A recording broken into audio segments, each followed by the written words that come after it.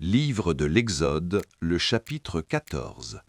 L'Éternel parla à Moïse et dit : « Parle aux enfants d'Israël, qu'ils se détournent et qu'ils campent devant Pi-hahiroth, entre Migdol et la mer, vis-à-vis de Baal-Séphon. C'est en face de ce lieu que vous camperez, et il les poursuivra. Mais Pharaon et toute son armée serviront à faire éclater ma gloire, et les Égyptiens sauront que je suis l'Éternel. » Et les enfants d'Israël firent ainsi. On annonça au roi d'Égypte que le peuple avait pris la fuite. Alors le cœur de Pharaon et celui de ses serviteurs furent changés à l'égard du peuple. Ils dirent : « Qu'avons-nous fait en laissant aller Israël, dont nous n'aurons plus les services ?» Et Pharaon attela son char, et il prit son peuple avec lui.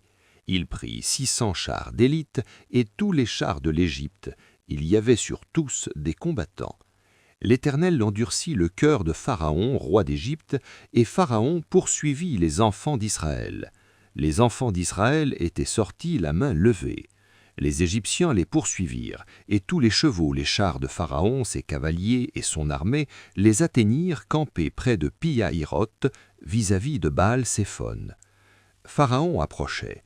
Les enfants d'Israël levèrent les yeux, et voici les Égyptiens étaient en marche derrière eux. Et les enfants d'Israël eurent une grande frayeur et crièrent à l'Éternel.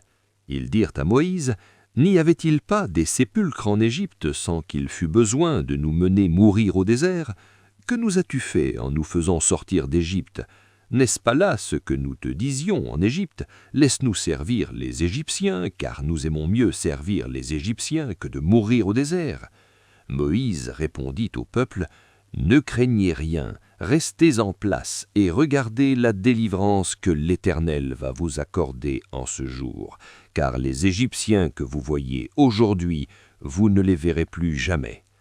L'Éternel combattra pour vous, et vous gardez le silence. » L'Éternel dit à Moïse : « Pourquoi ces cris ? Parle aux enfants d'Israël et qu'ils marchent. Toi, lève ta verge, étends ta main sur la mer et fends-la, et les enfants d'Israël entreront au milieu de la mer à sec. Et moi, je vais endurcir le cœur des Égyptiens pour qu'ils y entrent après eux. Et Pharaon et toute son armée, ses chars et ses cavaliers feront éclater ma gloire. Et les Égyptiens sauront que je suis l'Éternel, quand Pharaon, ses chars et ses cavaliers auront fait éclater ma gloire. » L'ange de Dieu, qui allait devant le camp d'Israël, partit et alla derrière eux. Et la colonne de nuée qui les précédait partit et se tint derrière eux. Elle se plaça entre le camp des Égyptiens et le camp d'Israël. Cette nuée était ténébreuse d'un côté, et de l'autre elle éclaira la nuit. Et les deux camps n'approchèrent point l'un de l'autre pendant toute la nuit. Moïse étendit sa main sur la mer, et l'Éternel refoula la mer par un vent d'Orient qui souffla avec impétuosité toute la nuit. Il mit la mer à sec, et les eaux se fendirent. Les enfants d'Israël entrèrent au milieu de la mer à sec, et les eaux formaient comme une muraille à leur droite et à leur gauche. Les Égyptiens les poursuivirent, et tous les chevaux de Pharaon, ses chars, ses cavaliers, entrèrent après eux au milieu de la mer. À la veille du matin, l'Éternel de la colonne de feu et de nuée regarda le camp des Égyptiens et mit en désordre le camp des Égyptiens. Il ôta les roues de leurs chars et en rendit la marche difficile.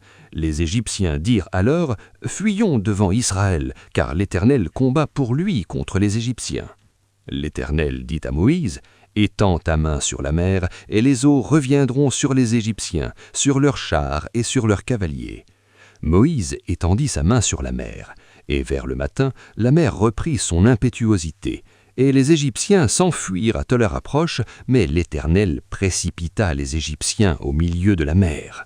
Les eaux revinrent et couvrirent les chars, les cavaliers et toute l'armée de Pharaon qui était entrée dans la mer après les enfants d'Israël, et il n'en échappa pas un. Mais les enfants d'Israël marchèrent à sec au milieu de la mer, et les eaux formaient comme une muraille à leur droite et à leur gauche. En ce jour, l'Éternel délivra Israël de la main des Égyptiens. Et Israël vit sur le rivage de la mer les Égyptiens qui étaient morts. Israël vit la main puissante que l'Éternel avait dirigée contre les Égyptiens, Et le peuple craignit l'Éternel, et il crut en l'Éternel et en Moïse son serviteur.